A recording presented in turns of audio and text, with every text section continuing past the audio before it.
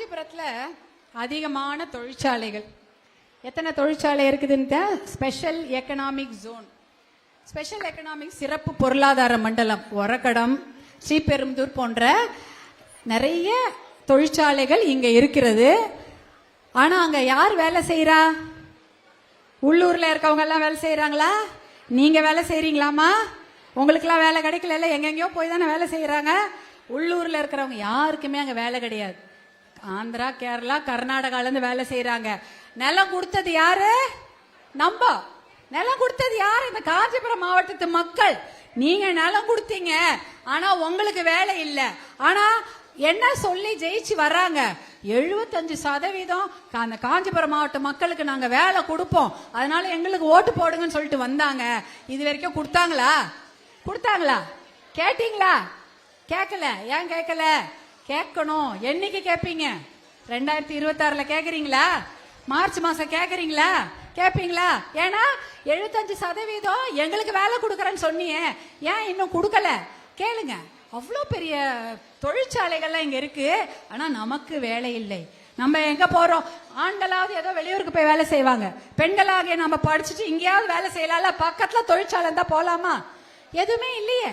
எங்க போய் வேலை செய்ய? வீட்லயே உட்காந்துருக்கணும். ஏன்னா பாதுகாப்பு, பயணம், பேருந்து பயணம், ரயில் பயணம், வழியில எப்படி இருக்குமோ என்ன இருக்குமோ அனுப்பவும் மாட்டாங்க வேலைக்கு. பக்கத்துல இருந்தா அனுப்புவாங்க. அந்த வேலையெல்லாம் எங்க போச்சுன்னு நீங்க கேட்கணும். 1000 ரூபாய் கொடுத்தா சரியா போச்சா? அது யாரோட 1000 ரூபாய்? டாஸ்மாக்ல கொண்டு போய் உங்க வீட்டுல இருந்து கொடுத்தவங்களோட 1000 ரூபாய் தான் திருப்பி உங்களுக்கு வருது. திருப்பி அது எங்க போவோம்? அதே டாஸ்மாக் தான் போகும். 1000 ரூபாய் போட்ட உடனே மனசு மாதிரி ஓட்ட போட்டுருது. என்னமா அது கூட வரலையா உங்களுக்கு?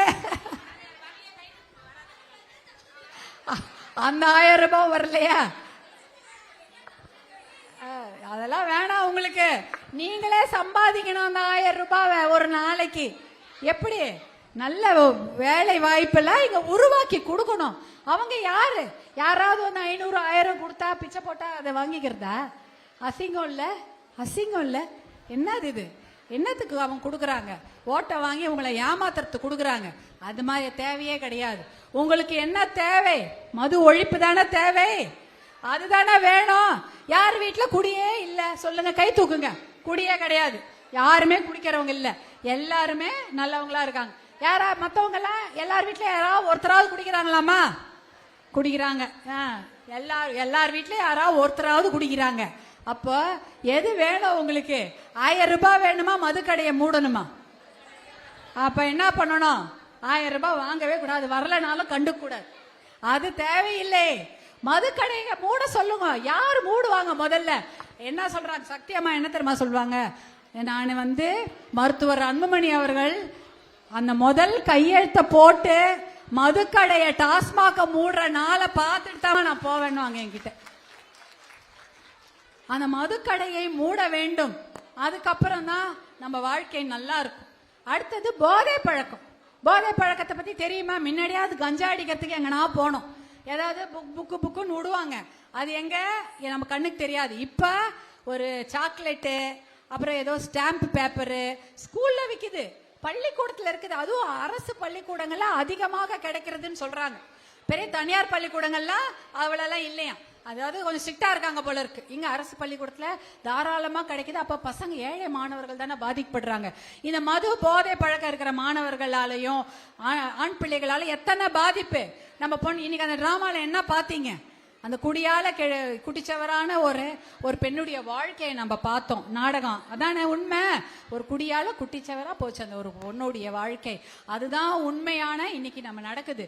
அதனால அது ரெண்டையும் ஒழிக்க வேண்டும் என்று முதல்ல இருந்து எத்தனையோ வருஷமாக போராடி கொண்டிருக்கிற ஒரே கட்சி பாட்டாளி மக்கள் கட்சி தான். வேற யாரும் அதை பண்ணவே மாட்டாங்க. என்ன சொன்னாங்க?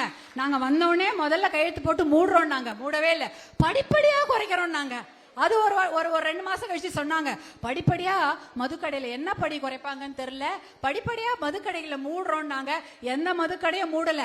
சந்து கடையெல்லாம் திறந்து விட்டாங்க. சந்து கடையெல்லாம் திறந்தாங்களா?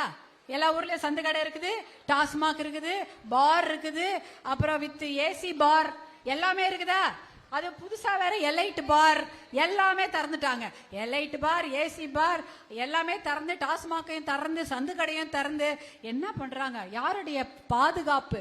பெண்களுடைய பாதுகாப்புக்கு மிகப்பெரிய அச்சுறுத்தலே இந்த மதுக்கடையும் போதை பழக்கம் தான். அதனால இதையெல்லாம் ஒழிக்க வேண்டும். இதுக்கு நம்ம தான் ஒண்ணு கூடணும். நம்ம பெண்களுடைய வாழ்க்கையை நம்ம பாதுகாப்போம், பக்கத்து வீட்டுக்காரனை வந்து பாதுகாப்போம்.